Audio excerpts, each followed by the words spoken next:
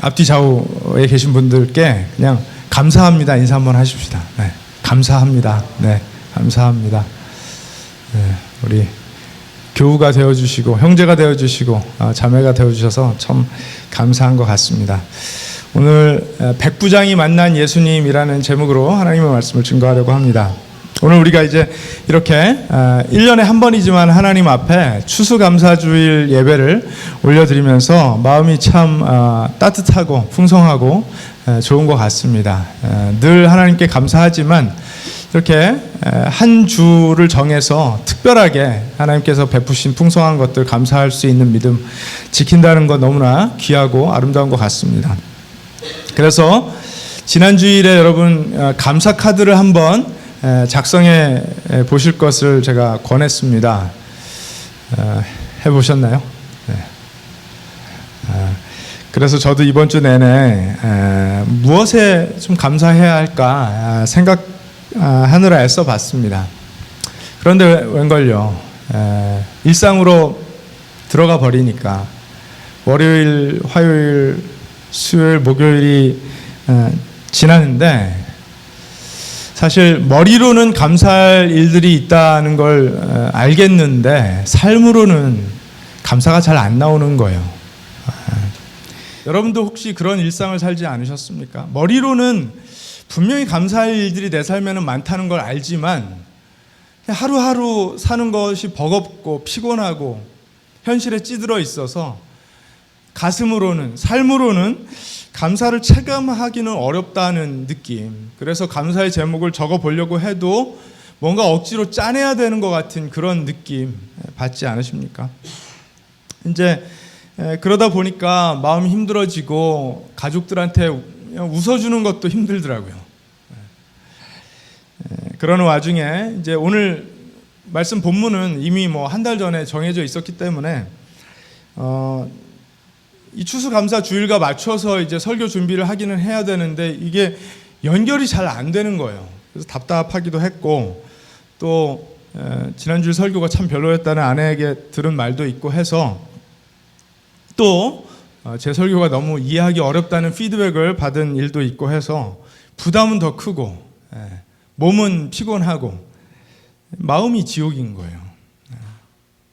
그래서 여러분 혹시 지난주 월요일 날 우리 큐티 본문이 뭐였는지 기억하십니까? 데살로니가 전서 5장 18절 말씀 딱 한 구절이었죠. 세번역 성경으로 하면 모든 일에 감사하십시오. 모든 일에 감사하십시오. 이것이 그리스도 예수 안에서 여러분에게 바라시는 하나님의 뜻입니다.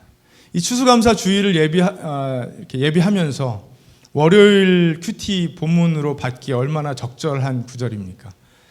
그런데 이 구절이 그냥 그렇게 한번 해보는 게 어떻겠습니까 하는 정도의 말씀이 아니라 개역개정으로 여러분 잘 암송하시잖아요. 범사에 감사하라.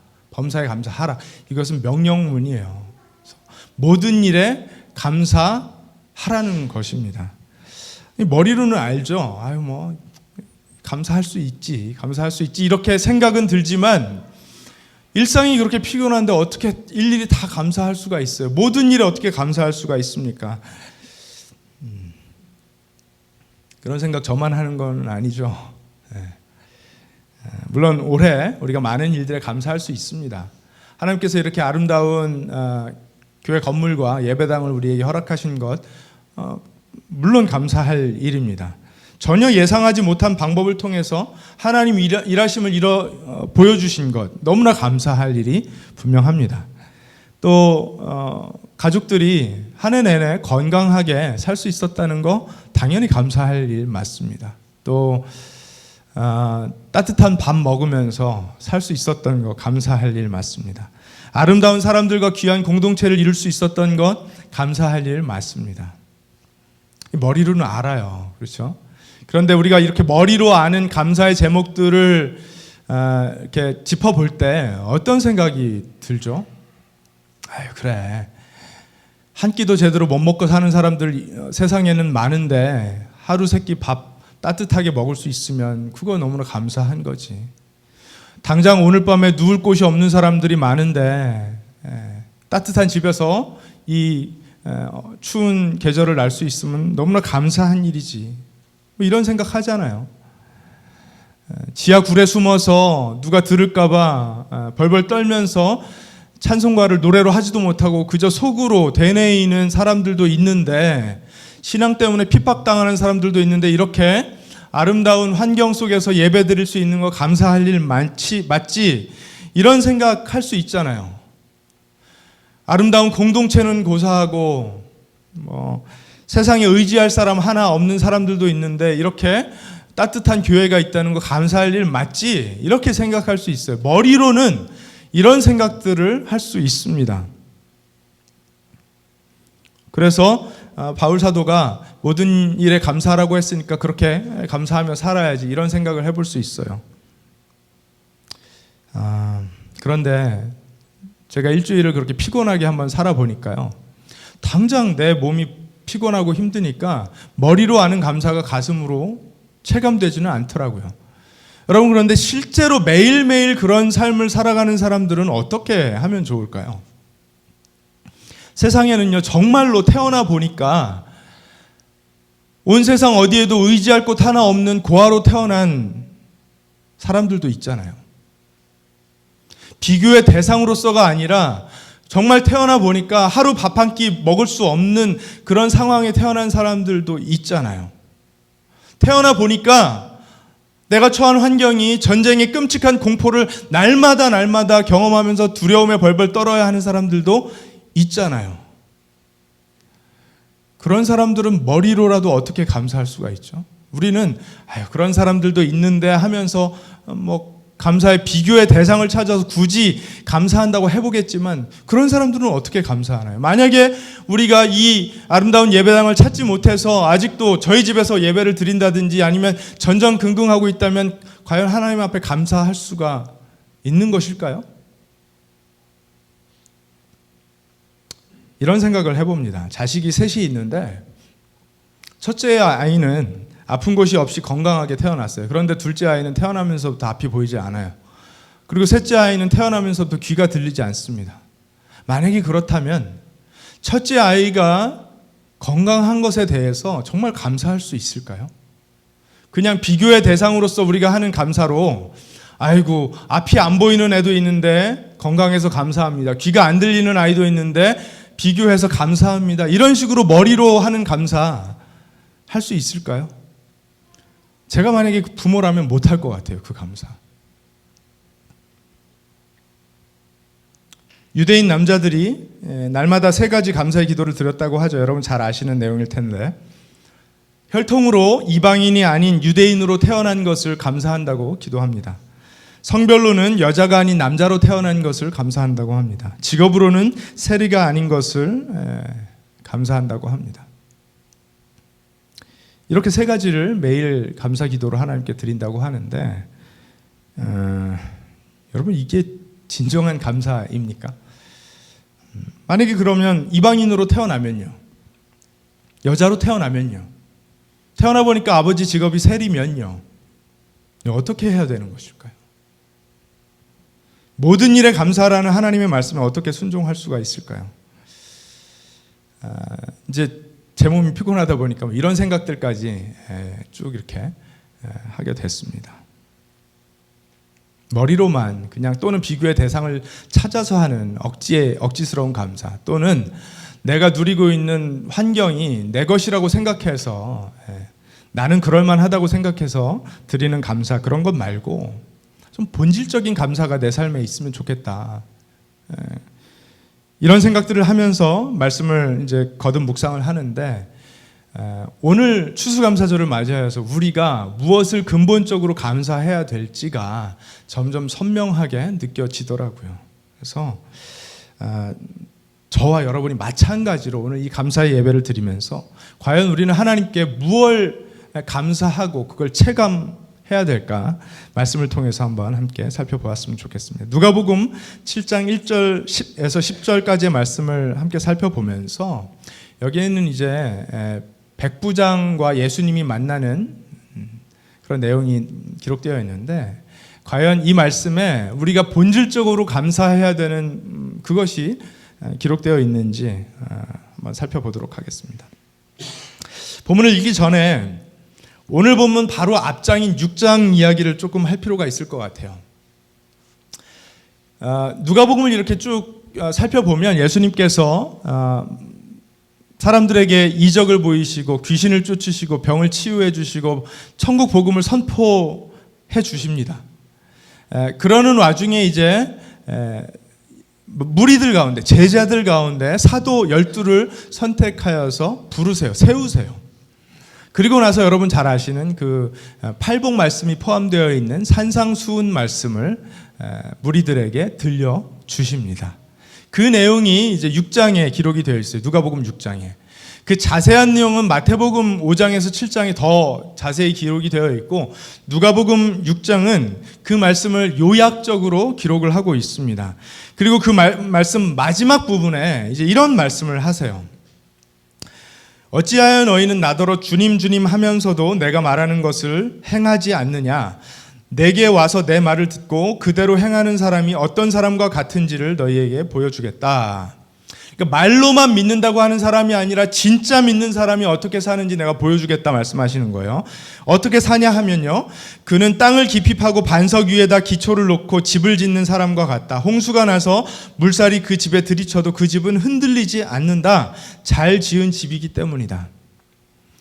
말로만 하는 것이 아니라 참된 믿음을 가진 사람들은 실제로 고난이 닥쳐왔을 때, 삶의 풍파가 왔을 때, 또는 마지막 때에 이르러 모든 그리스도인들에게 고난이 맺을 때 설 수 있다라는 거예요. 흔들리지 않는다는 것입니다.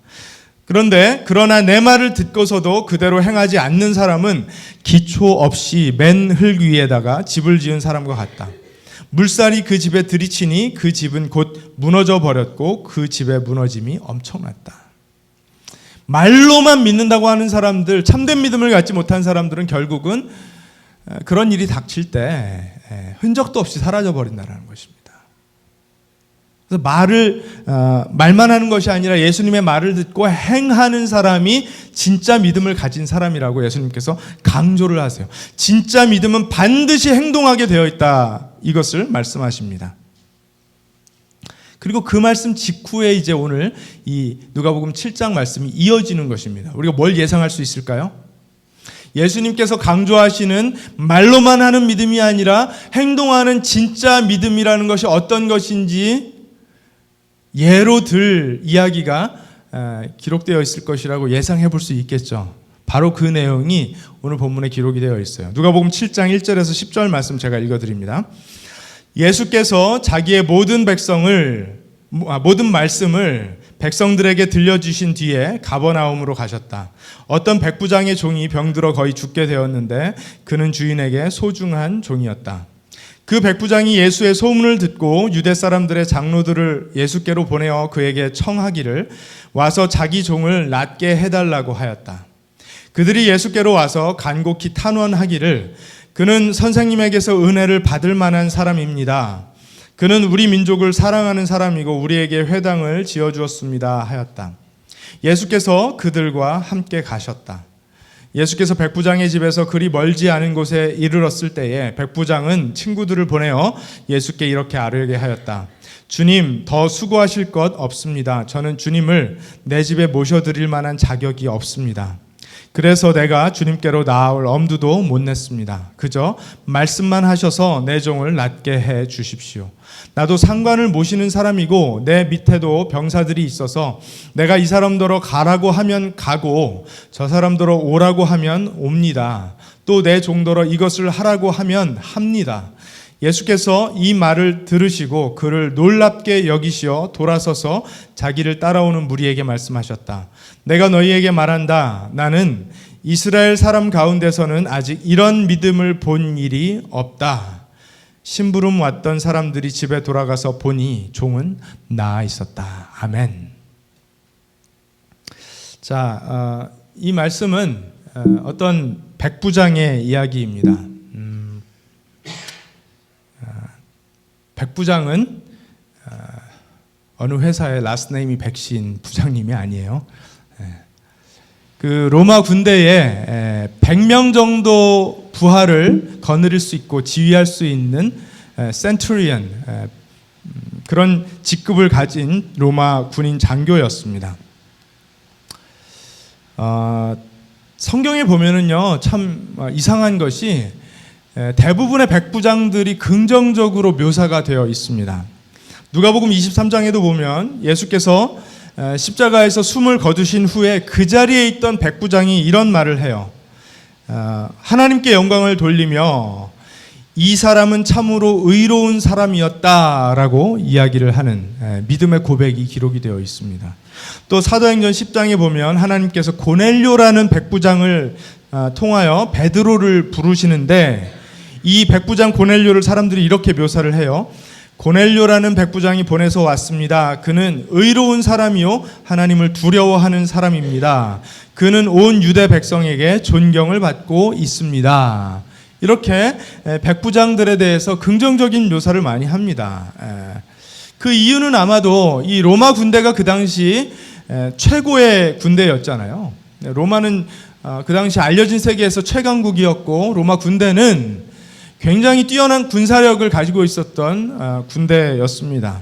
그 군대에서 백부장이라는 장교의 역할을 감당하려면 명망이 좋고 사람들에게 리더십이 인정을 받은 그런 사람이었던 것이죠. 그래서 성경에 기록된 백부장들이 그렇게 긍정적인 평가를 받습니다. 그런데 많은 백부장들 가운데 오늘 이 본문에 기록된 백부장은요, 탁월한 믿음을 가지고 있었던 것 같아요. 탁월한 믿음을 가지고 있었던 것 같아요. 그 내용이 본문 9절에 기록되어 있습니다. 9절을 보면 그를 놀랍게 여기시어 돌아서서 자기를 따라오는 무리에게 말씀하셨다. 내가 너희에게 말한다. 나는 이스라엘 사람 가운데서는 아직 이런 믿음을 본 일이 없다. 거기서 예수님께서 놀랍게 여기셨다라는 그 표현이 그냥 단순히 놀랍다 정도로는요, 충분한 의미 전달을 못하는 것 같아요.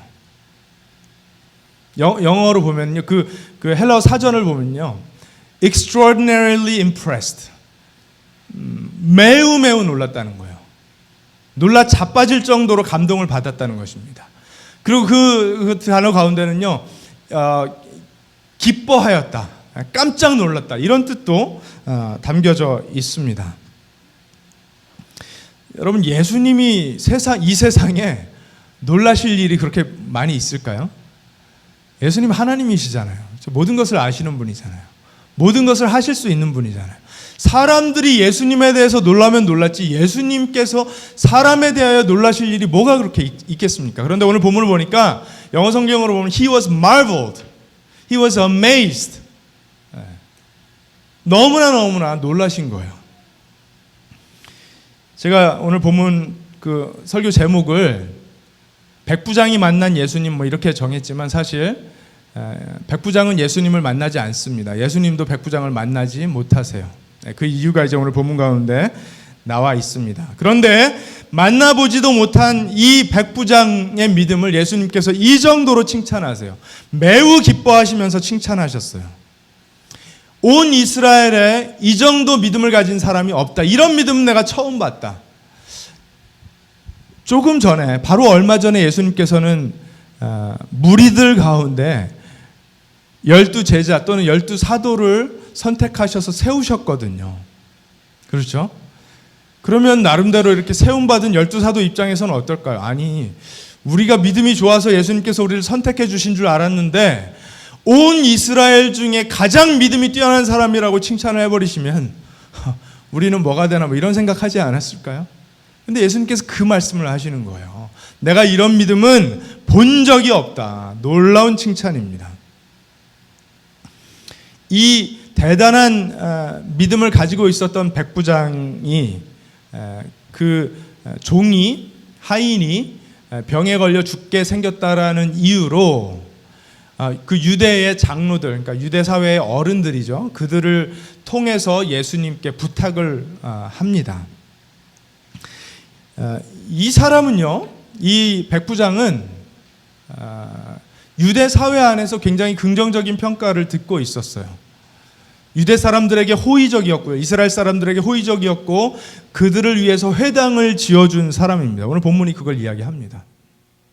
그리고 그가 그렇게 했다는 것은 비록 이스라엘이 로마의 피지배국이지만 이스라엘의 하나님인 야훼 하나님을 믿었다는 것을 우리가 추측해 볼 수가 있어요. 그래서 그들에게 호의적이었고 그 유대의 메시아로 왔다는 예수가 병을 잘 고친다라는 소문을 듣고 그에게 자신의 종의 병을 고쳐줄 것을, 죽을 병에 걸린 종의 이 상황을 불쌍하게 여겨주실 것을 부탁을 하는 내용입니다. 여러분, 이 로마는요 당시 최강국이었습니다. 세계 최강국이었어요. 로마가 지배하고 있었던 지역이 어마어마했습니다. 로마 군대는 세계 최강의 군대였어요. 그런데 이 세계 최강의 로마 군대의 장교가 자신들이 지배하고 있었던 피지배국의 메시아에게, 특별히 이 유대인들이, 이스라엘 사람들이 이방인을 어떻게 취급하는지를 잘 아는 상황 속에서, 개취급했죠, 이방인들이라면. 그런 상황 속에서 그들의 메시아에게 뭔가 부탁을 하러 사람들을 보내는 것입니다. 여러분, 이거 쉬운 일 아니었을 것입니다. 이 로마 장교 입장에서요, 만약에 내가 이방인이라고 내 부탁을 안 들어주면 어떡하지? 우리 로마가 이스라엘을 지배하고 있다라는 사실 때문에 거부감이 생기면 어떡하지? 뭐 민족과 인종 또는 계급적인 문제, 역사적 상황, 이런 이유들 때문에 안 들어주면 어떡하지라는 생각 때문에 예수님께 부탁을 할 일을 주저할 수 있었을 거예요. 부탁하기를 얼마든지 불편해하고 주저할 수 있었을 거예요. 그런데 그렇게 하지 않습니다. 믿음이 있었던 것 같아요. 신뢰가 있었던 것 같아요. 여러분, 하나님의 능력을 제한하시지 마시기 바랍니다. 하나님께 무언가 구할 때에 믿음이 있으시고 하나님의 선하심을 신뢰하신다면 하나님의 능력을 제한하지 마시기 바랍니다. 이 백부장은요 그렇게 하지 않았던 것 같아요. 그래서 그 유대 장로들을 편에 종을 치유해달라고 간청을 합니다. 오늘 이제 4절부터의 말씀이 그 내용이에요. 그들이 예수께로 와서 간곡히 탄원하기를 그는 선생님에게서 은혜를 받을 만한 사람입니다. 그는 우리 민족을 사랑하는 사람이고 우리에게 회당을 지어주었습니다 하였다. 여러분, 이 4절과 5절에서 뭔가 이상하다는 것을 느끼셨습니까? 다시 한번 읽을게요. 4절, 그들이 예수께로 와서 간곡히 탄원하기를 그는 선생님에게서 은혜를 받을 만한 사람입니다. 그는 우리 민족을 사랑하는 사람이고 우리에게 회당을 지어주었습니다 하였다. 뭔가 이상한 것이 느껴지세요? 안 느껴지시면 6절부터 8절까지의 말씀을 한번 다시 보고 생각해 보도록 하겠습니다. 6절, 예수께서 그들과 함께 가셨다. 예수께서 백부장의 집에서 그리 멀지 않은 곳에 이르렀을 때에 백부장은 친구들을 보내어 예수께 이렇게 아뢰게 하였다. 주님, 더 수고하실 것 없습니다. 저는 주님을 내 집에 모셔드릴 만한 자격이 없습니다. 그래서 내가 주님께로 나아올 엄두도 못 냈습니다. 그저 말씀만 하셔서 내 종을 낫게 해 주십시오. 나도 상관을 모시는 사람이고 내 밑에도 병사들이 있어서 내가 이 사람더러 가라고 하면 가고 저 사람더러 오라고 하면 옵니다. 또 내 종더러 이것을 하라고 하면 합니다. 자, 이제는 이 유대인 장로들의 이야기 뭔가 이상하다고 느껴지십니까? 4절과 5절의 말씀. 아직도 못 느끼시겠어요? 자, 4절로 다시 돌아가서요. 이 유대인 장로들이 예수님께 와서 부탁을 합니다. 본문에 보면 간곡히 탄원하였다라고 기록을 하고 있는데 거기서 간곡히 탄원하였다라는 단어가요. 탄원하다라는 단어가 여러분 보실 만한 그 ESV 성경, 오늘 이제 스크린에 떠 있는데 ESV 성경, NIV 성경으로 보면 pleaded이라고 기록을 하고 있고요. NASB 성경에 보면 implore라는 단어를 사용하고 넷바이블에 보면 urge라는 단어를 사용해요. 그러니까 이 세 가지 다른 단어들을 생각하면서 번역이 되게 까다롭다라는 것을 보여주고 있어요. 왜 그런가 하면은요, 너무 이상해서 그래요. 이 백부장의 부탁을 가지고 예수님 앞에 이 유대인의 장로들이 대신 나와서 부탁을 하는 건데, 그 탄원했다라는 동사가요, 파라칼레오라는 헬라어 동사인데, 직역을 해버리면 파라, 옆에 또는 곁에라는 뜻을 가진 전치사이고요, 칼레오는 부르다라는 뜻입니다. 어떤 뜻이 있냐면요, 옆으로 오라고 부르는 거예요. 에베소서 4장에 보면 사도 바울이 이 단어를 이렇게 사용을 합니다. 그러므로 주님 안에서 갇힌 몸이 된 내가 여러분에게 권합니다.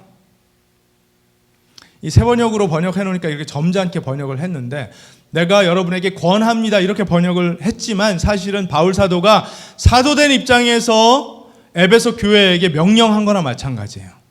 강력하게 요구합니다 이런 뜻을 가지고 있어요. 그래서 urge라는 번역이 굉장히 유사한 번역입니다. 그런데 그 앞에 보면 이 백부장은 이 유대인 장로들에게 청했어요. 청하다라는 단어는 에로타오라는 헬라어 단어인데, 이건 그냥 간단하게 to ask라는 뜻을 가지고 있어요. 그냥 부탁하는 거예요. 그런데 이 유대인 장로들은 예수님 앞에 와서 urged earnestly, 강력하게 요구한 거예요. 촉구하는 거예요. 몰아붙인 거예요. 그러니까 이 상황이 번역하기에 좀 적절하지가 않은 거죠. 그렇죠? 그래서 implore라는 단어도 쓰고 plead라는 단어도 쓰고 했지만 뭔가 이상한 거예요. 왜냐하면 이 유대인 장로들의 태도가 이상했기 때문에 그렇습니다. 자, 제가 뭔가 이상하지 않냐고 여러분들에게 여쭤봤는데, 영어 성경으로 보시면 어쩌면 좀 쉬우실 수 있어요. 4절에 보면은요, ESV 성경을 보면 He is worthy to have you do this for him. He is worthy to have you do this for him. 또는 NIV 성경으로 보면 This man deserves to have you do this. This man deserves. 뭘 얘기하는 거죠? 이 유대인 장로들이 보기에는요, 이 백부장은 예수님이 그 종을 가서 치유해 줄 만한 자격을 갖고 있었다는 거예요. 이 사람은 그렇게 해줄 만한 사람이라는 거예요. 그래서 이 유대인 장로들이 예수님께 간곡하게 부탁을 했다기보다는요, 어쩌면 몰아세운 거예요. 이 사람은 당연히 이런 도움을 받을 만한 자격이 있는 사람입니다 라고 이야기한 것입니다. 반면에 백부장은 어떻게 반응을 했죠? 백부장은 6절에 주님, 더 수고하실 것 없습니다. 저는 주님을 내 집에 모셔드릴 만한 자격이 없습니다. I am not worthy to have you come under my roof. I am not worthy to have you come under my roof. 나는 그럴 만한 자격이 없습니다. 우리 집에 들어오시는 것도 내가 감당하지 못하겠습니다. 얼마 전에 봤던 그 본문에서 누가복음 말씀이었는데, 예수님께서 그물이 찢어질 정도로 많은 물고기를 잡게 주신 것을 보고 베드로가 어떻게 반응했습니까? 주님, 저는 죄인입니다. 저에게서 떠나가 주세요. 이렇게 반응했잖아요. 그 반응과 굉장히 비슷한 반응을 보이는 것입니다. 주님, 저는 당신이 제 집에 들어온다라는 사실 자체를 감당할 수가 없습니다. 그냥 거기 계세요. 거기서 말씀만 하세요. 저는 그럴 만한 자격을 가진 사람이 아닙니다. 아니, 무슨 얘기예요? 조금 전에 이 유대인 장로들은 분명히 예수님께 나아가서 이 사람은 그럴 만한 자격이 있습니다라고 강력하게 좀 몰아붙였잖아요. 여러분, 이 유대인 장로들이 예수님께 그렇게 강력하게 촉구했던 근거는 무엇이었는지 한번 보십시오. 그는 유대 민족을 사랑하는 사람입니다. 다른 모든 사람들을 사랑하는 사람이 아니라 유대 민족을 사랑하는 사람입니다. 우리에게 회당을 지어준 사람입니다. 어쩌면요, 이 가버나움 지역 전체에 회당이 한 개밖에 없었을 수도 있어요. 그런데 바로 그 회당을 이 백부장이 자기 돈을 들여서 지어줬다는 거예요. 이 유대인 장로들이 이 백부장에게는 예수님의 치유를 받을 만한 자격이 있다라고 말한 근거는 무엇입니까? 이 사람이 우리 편이에요. 이 사람 유대인 편이에요. 유대인들은 당연히 하나님께 도움을 받을 자격이 있잖아요. 유대인들은 당연히 유대인인 당신의 도움을 받을 자격이 있잖아요. 이 사람은 우리 편이에요. 그러므로 받을 자격이 있습니다. 촉구했던 것입니다. 이 유대인 장로들의 태도를 여러분 아시겠죠? 반면에 이 백부장은 어떻게 했죠? 저는 주님께서 우리 집에 들어오시는 사실을 감당할 자격이 없습니다. 못 감당하겠습니다. 그러면서 어떤 논리적인 근거를 대는지 한번 보세요. 나도 상관이 있고 부하가 있습니다. 내 상관이 나에게 하는 말은 나는 무조건 복종합니다. 그리고 내 부하들에게 내가 하는 명령은 그들도 무조건 복종합니다. 가라고 하면 가고 오라고 하면 옵니다. 하라고 하는 일들을 합니다. 이것이 지휘체계 속에서 이루어지는 명령의 원리라는 거예요. 그렇죠? 권위의 원리라는 것입니다.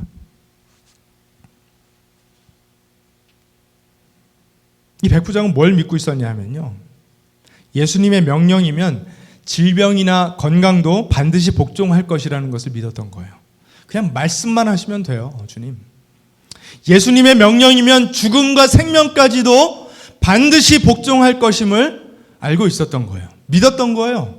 주님 말씀만 하시면 돼요. 그러면 내 종이 죽게 생겼지만 병이 나을 것을 믿습니다. 여러분, 이 백부장의 자격 운운했던 유대인 장로들의 태도와 너무나 대조적인 태도 아닙니까? 한쪽에서는 자격이 있으니까 응당 가서 치유해 줘야 된다라고 촉구를 하는 태도를 가지고 있었는데, 이쪽에서는 전혀 자격 없으니까 우리 집에 오는 것도 내가 감당 못하겠다라는 자격 없음을 아주 논리적인 근거를 들어서 제시하는 태도, 너무나 대조적인 태도입니다. 그런데 예수님께서 어떤 태도를 칭찬하십니까? 아무런 자격이 없다라는 그 태도를 칭찬하십니다. 그냥 칭찬하시는 것이 아니라 놀라 자빠질 정도로 기뻐하시면서 칭찬하세요. 그러면서 내가 온 이스라엘에 이런 믿음을 본 적이 없다 칭찬하십니다. 할렐루야. 누가복음 18장에 보면은요, 아까 왜 제가 유대인 남성들이 3가지 날마다 감사했다라고 말씀드렸잖아요. 남자로 태어난 것, 유대인으로 태어난 것, 죄인으로 태어나지 않은 것, 3가지 감사드렸다고 했는데, 누가복음 18장에도 그런 비슷한 이야기가 있습니다. 잘 아시는 내용이에요. 2사람이 기도하러 갔는데 성전에 올라가서 한 바리새파 사람은 뭐라고 기도합니까? 이렇게 기도해요. 하나님 감사합니다. 나는 남의 것을 빼앗는 자나 불의한 자나 가늠한 자와 같은 다른 사람들과 같지 않으며, 이거 뭔 얘기죠? 내가 나라서, 제가 저라서 너무나 감사해요. 더구나 이 옆에 있는 이 세리놈과 같지 않아서 감사합니다. 나는 1회에 2번씩 금식하고 내 모든 소득의 11조를 바칩니다. 이것에 감사합니다. 이게 감사합니까? 자랑입니까? 감사입니까? 자격을 말하면서 뭔가 촉구하고 요구하는 것입니까? 반면에 그 옆에 있던 세리는 어떻게 하죠? 하늘을 볼 수도 없어서, 하늘을 우러러볼 엄두도 못 내고 가슴을 치며, 하나님 이 죄인에게 자비를 베풀어 주십시오. 나는 하늘을 바라볼 자격도 없습니다. 하나님께 이렇게 청을 할 자격도 없는 거 알지만 그래도 저를 긍휼히 불쌍히 여기셔서 저에게 자비를 베풀어 주시면 좋겠습니다. 이렇게 기도했다라는 거예요. 예수님께서 뭐라고 말씀하시냐면, 내가 너희에게 말한다. 의롭다는 인정을 받고서 자기 집으로 내려간 사람은 저 바리새파 사람이 아니라, 자격 운운했던 사람이 아니라 이 세리다. 누구든지 자기를 높이는 사람은 낮아지고 자기를 낮추는 사람은 높아질 것이다. 예수님께서 인정해 주신 태도가 어떤 태도였습니까? 하나님이 어떤 태도를 인정하세요? 자격 없다라고 이야기하고 오직 하나님의 은혜만을 구했던 그 겸손한 태도, 낮은 태도, 엎드린 태도를 인정하셨다라는 것입니다. 여러분, 이것은요, 조금이라도 내가 자격이 있다고 생각하는 사람들에게서는 발견할 수 없는 색깔의 믿음입니다. 그냥 겸손한 믿음이죠 라고 이야기하기에는 그 담고 있는 내용이 너무나 커서 우리가 이것을 본받기에는 너무나 부담스러워서 그냥 이 정도면 겸손하죠 라고 치부해버리기에는 너무나 귀하고 대단한 믿음이에요. 여러분, 오늘 본문을 보면요, 백부장이 자신이 자격 없다고 예수님을 자기 집에 모시지 못하겠다고 했기 때문에 예수님께서 그 집에 안 가세요. 백부장은 결국 예수님을 만나지 못해요. 예수님도 백부장을 만나지 않으세요. 그런데 예수님께서 뭐라고 하십니까? 온 이스라엘 중에 이런 믿음을 내가 본 적이 없다. 깜짝 놀라세요. 만약에 예수님께서 백부장을 만나셨다면 어떻게 하셨을까요? 끌어안아 주셨겠죠. 뽀뽀해 주셨겠죠. 그렇죠? 야, 너 믿음 대단하다. 내가 이런 믿음을 본 적이 없다. 너 어떻게 이렇게 대단한 믿음을 가지고 있니? 칭찬하시고 사람들에게 좀 보라고 하시고 이렇게 난리를 치셨겠죠. 어떻게 보면 상당히 교만하고 건방진 태도로 와서 이게 부탁을 하는 건지 협박을 하는 건지 알 수 없는 그런 모습을 하고 와서 이 백부장은 우리 편이에요. 이 정도면 우리에게 이렇게 호의적이고 우리에게 회당을 지어줬으면 이 정도면 그 종의 병이 치유받을 만하지 않습니까? 이게 뭐 부탁인지 뭐 촉구인지 명령인지. 예수님께서는요, 이 백부장의 말대로 말씀 한마디면 충분히 치유하실 수 있는 분입니다. 여러분 믿으십니까? 백부장은 그걸 믿었어요. 우리도 믿어야죠. 아멘? 의심하지 않았어요. 받을 자격이 없는데 그럼에도 불구하고 예수님이 말씀만 하시면 치유가 될 것을 믿었어요. 그리고 예수님은요, 직접 만나러 가주셨어요. 여러분, 우리가 믿는 하나님은요, 그런 분이십니다. 받을 자격 없는 사람을 찾아가셔서 주실 의무 없으신 분께서 은혜를 베푸시는 하나님이십니다. 여러분 믿으십니까? 우리 중에는요, 아무도 구원을 받을 만한 자격이 돼서 받은 사람 없어요. 어쩌면 예수님께서는 이런 귀한 믿음의 사건을 많은 사람들이 목도하게 될 것을 아셨기 때문에 발걸음을 옮기셨을 거예요. 어쩌면 친히 만나서 그 종에게 손이라도 얹어서 안수라도 해주시려고 한번 긍휼한 마음으로 발걸음을 옮기셨을 거예요. 그런데 이 백부장은요, 감당을 못하겠다라는 거예요. 그런 높으신 분을 자기도 100명쯤 부활을 거느리는 사람이지만 도저히 만날 수가 없다라는 것입니다. 그런데 그런 받을 자격 없는 사람들에게 주실 의무 없으신 예수님께서 십자가에서 못 박혀 죽어주셨어요. 우리를 대신하여 십자가에서 하나님의 아들께서 죽으셨습니다. 여러분 무엇에 감사하시겠습니까? 한 끼도 제대로 못 먹고 사는 사람들도 있는데 나는 그래도 하루 밥 세 끼 잘 먹고 살고 있으니까 너무나 감사하다. 물론 감사할 수 있습니다. 태어나 보니까 엄마 아빠를 찾을 수 없는 고아로 살았는데 나는 그래도 가족들과 이렇게 따뜻하고 화목하게 살고 있으니까 너무나 감사하다. 비교의 대상 찾아서 감사해 볼 수도 있습니다. 여러분, 그런데 만약에 그런 감사의 조건들이 사라져버리고 나면 어떡하시겠어요?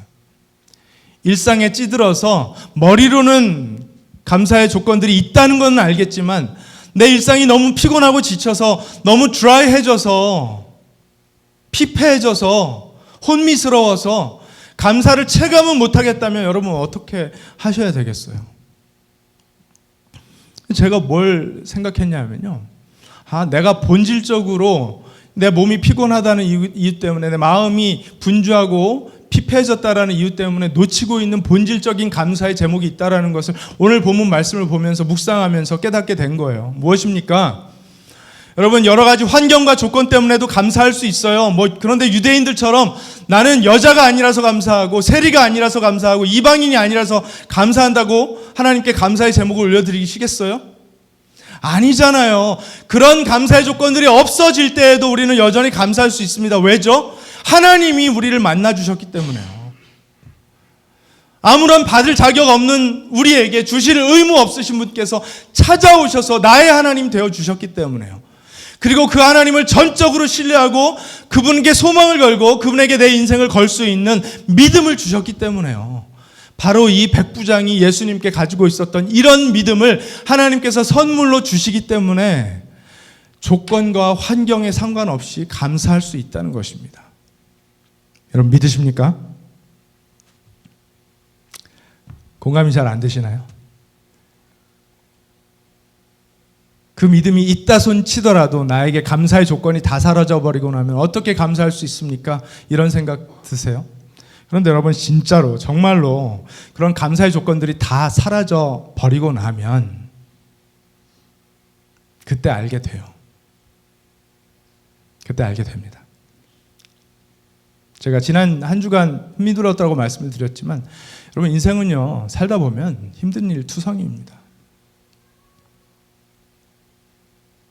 제가 10살 때 싱가포르에 살고 있었는데 아버지께서 다니시던 회사가 부도가 나서 갑자기 한국으로 돌아가게 됐어요. 그래서 졸지에 아무런 대책이 없이 저희 부모님들은 한국에 들어가서 저희 가족을 이제 책임지셔야 됐습니다. 그 세월이 쉬웠을까요?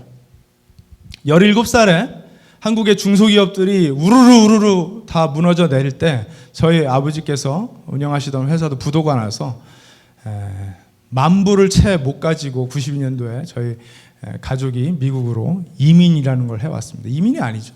도피죠. 그냥 도망 왔습니다.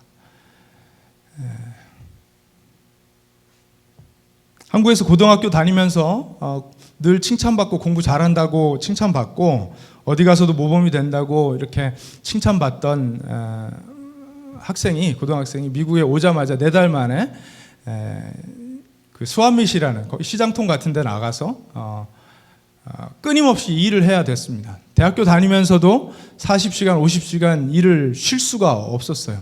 식당에서 일을 했고 신문 배달했고 세탁소에서 일을 했고 일을 쉴 수가 없었습니다.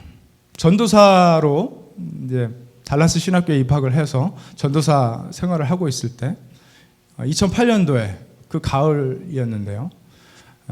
34살의 전도사가 신학교 열심히 다니고 교회를 열심히 섬기고 있었는데 사별을 했습니다. 쉬웠을까요? 어려웠을까요? 교회를 개척하겠다고 한 가정 붙들고 아파트에서 2011년도에 교회를 개척했는데 그해 결혼도 했고요. 그리고 그해 겨울에 쌍둥이 아들들도 태어났습니다. 어땠을까요? 한 달 사례비 500불 받으면서 어떤 때는 플레이노 렉센터 청소도 하고 어떤 때는 뭐 운전도 하고 어떤 때는 돈 빌려달라고 전화해가면서 교회라는 것을 포기할 수가 없어서 일을 해왔습니다. 어땠을까요? 여러분 감사할 조건들이 늘 풍성하게 넘쳤을까요? 아니에요. 그렇지 않아요. 인생을 살다 보니까 힘든 일들이 많이 와요.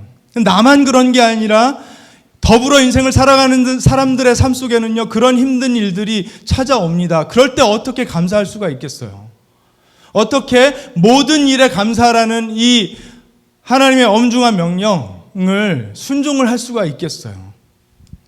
믿음이 없으면요 할 수가 없습니다. 믿음이 없으면 할 수가 없어요.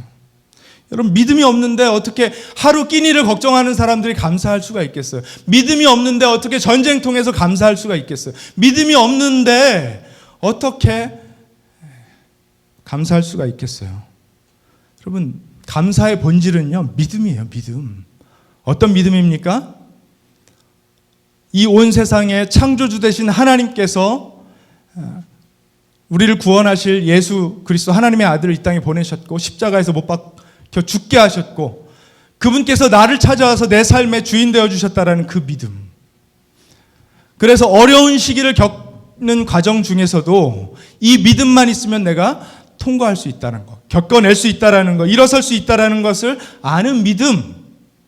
나는 아무 받을 자격이 없지만 주실 의무 없으신 분께서 그 하나님께서 내 삶에 찾아와 주셨다라는 그 믿음. 그거 아니면 감사할 수 없는 조건들 너무나 많습니다. 조금만 지치고 피곤해지면 감사할 수 없는 일들, 그래서 불평불만이 입에 끊이지 않는 상황들 너무나 많습니다. 그런데 그때에도 감사할 수 있다는 거예요. 왜요? 그 하나님이 나를 찾아와 주셨기 때문에. 그 예수님께서 나를 위해 십자가에서 죽으셨기 때문에. 여러분, 하나님 묵상해야 됩니다. 백부장이 이렇게 겸손한 믿음을 가지고 예수님의 권위를 인정할 수 있었던 것은요, 그가 하나님을 신실하게 예배했기 때문에 그래요. 예배한다는 것은요, 하나님의 높으심을 철저하게 인정하고 나의 낮음을 인정하는 게 예배예요. 오늘 여러분 어떤 마음가짐으로 이 예배 자리에 나오셨어요? 이 백부장은요, 그걸 했어요. 나는 교인이니까, 우리 집안은 3대째 교회 다니니까, 나는 열심히 살고 있으니까 하나님이 나에게 복을 주실 수밖에 없지. 나는 목사니까, 나는 선교사니까, 나는 집사니까 하나님의 복을 받을 삶을 충분히 살고 있지. 이렇게 은밀히 생각하면 안 돼요. 이런 생각 은밀히 하고 있는 거 하나님 다 아십니다. 여러분, 예배 자리에 나올 때 어떤 마음으로 나오셨습니까? 찬양하실 때 어떤 마음으로 찬양하셨습니까? 헌금을 드릴 때 어떤 마음으로 헌금하셨습니까? 말씀을 들을 때 어떤 마음으로 말씀 들으십니까? 교우를 대할 때 어떤 마음으로 교우를 대하십니까? 하나님께서 나에게, 자격 없는 나에게 이렇게 귀한 구원의 은혜를 주셨다라는 그 믿음을 갖고 있기 때문에 감사할 수 없을 것 같은 그 상황 속에서도 내가 여전히 감사할 수 있다라는 믿음으로 예배하시고 찬양하시고 헌금 드리시고 교우들을 대하시고 하고 계십니까? 여러분, 이런 칭찬 우리도 좀 받아보면 안 될까요? 이야, 대단한 믿음이다. 내가 온 이스라엘에, 아니 온 세상에 이런 믿음은 본 적이 없다. 세상에 많은 교회들이 있는데 이 프리스코 완웨이 교회가 가진 이런 믿음은 내가 본 적이 없다. 우리 주님께 이런 칭찬 한번 받고 싶지 않으세요?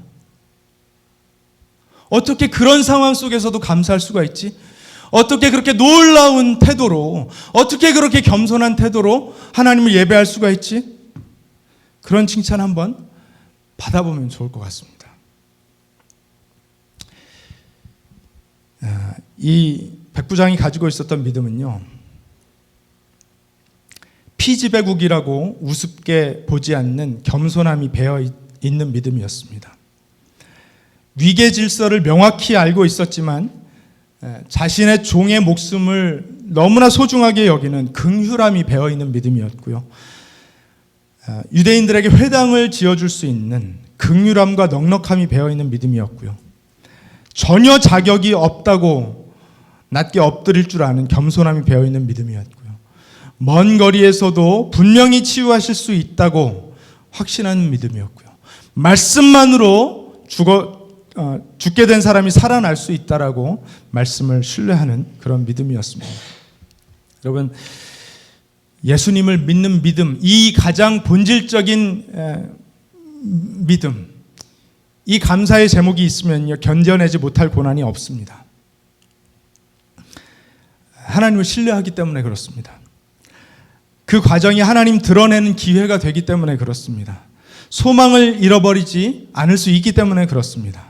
예수님을 믿는 믿음이 있으면요, 감사하지 못할 상황이 없습니다. 모든 상황은 하나님을 더욱 알게 하는 계기가 되어주기 때문에 그렇습니다. 그리고 그 과정, 그 상황은요, 예수님을 더욱 닮게 하는 상황 또는 과정이 되기 때문에 그렇습니다. 여러분, 그러면 감사할 수 있겠죠? 그렇죠? 우리가 이 믿음, 가장 본질적인 이 믿음만 놓치지 않고 있으면 어떤 상황 속에서도 감사할 수 있겠죠. 바울 사도가 데살로니가 교회에게 그걸 말하는 거예요. 그런 감사를 드리라고 말하는 것입니다. 너무 힘들어서 혹시라도 입에서는 짜증이 나오고 불평불만이 나올 수 있지만 믿음이 있다라는 사실을 기억하고 나에게는 십자가의 은혜가 임했다라는 사실을 기억하고 감사로 나아갈 수 있는 것입니다. 고통 가운데 내 영혼이 메말라가고 건조해가는 것을 경험할 수도 있지만 그 상황 속에서도 그 십자가의 은혜가 여전히 나와 함께한다라는 사실, 그래서 나에게는 소망을 주는 영생이 약속되었다라는 사실을 믿고 인정함으로 감사 가운데 나아갈 수 있는 것입니다. 여러분, 이 추수감사절의 유래가 그래요. 초창기 이 미국 땅에 아메리카 대륙에 이민 왔던 그 유럽인들이 잘 맞고 잘 사는 가운데 추수한 내용이 너무나 풍성해서 추수감사절 예배를 시작했던 것이 아닙니다. 내 주변에 있던 사람들이 거의 다 죽어갔어요. 전염병으로, 추위로. 그리고 열심히 농사를 지었지만 추수할 내용은 별로 없었어요. 먹을 게 별로 없었어요. 그러는 가운데서도 하나님께서 그들을 인도하셨다라는 믿음 때문에 추수감사절 예배를 시작하기로 해서 이 추수감사절 예배가 시작되었던 것입니다. 여러분, 우리는 그 동일한 믿음을 가진 사람들이 되었으면 좋겠습니다. 이 백부장의 믿음을 본받아서 가장 본질적인 믿음의 감사를 하나님 앞에 충분히 드릴 수 있는, 그래서 오늘 하루를 더욱 풍성한 감사로 하나님 앞에 나아가시는 그런 여러분 되시기를 주님의 이름으로 축원합니다. 기도하겠습니다.